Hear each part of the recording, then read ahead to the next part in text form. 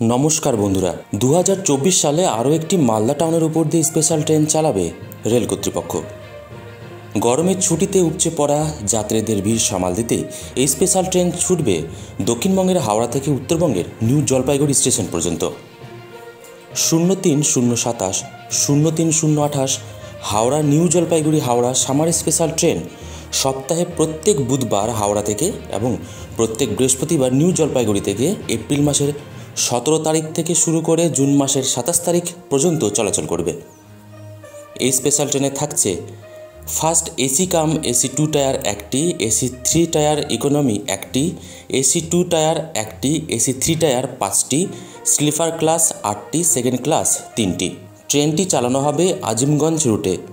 Stoppage দেবে উভয় অভিমুখে ব্যান্ডেল, নবদ্বীপধাম, কাটোয়া, আজিমগঞ্জ, জঙ্গিপুর রোড, মালদা টাউন, বারসই, কিষানগঞ্জ এবং আলুয়াবাড়ি রোড স্টেশনেও থামবে।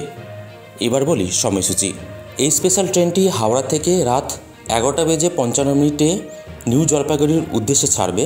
এরপর আজিমগঞ্জ হয়ে মালদা টাউনে পৌঁছাবে বৃহস্পতিবার সকাল 6:25। এরপর নিউ জলপাইগুড়ি পৌঁছাবে সকাল 10:45। এদিকে নিউ জলপাইগুড়ি থেকে ট্রেনটি ছাড়বে বৃহস্পতিবার দুপুর 12:45। মালদা টাউনে পৌঁছাবে বিকেল 5:10। আজিমগঞ্জে পৌঁছাবে রাত 7:30। হাওড়ায় পৌঁছাবে রাত 12:10।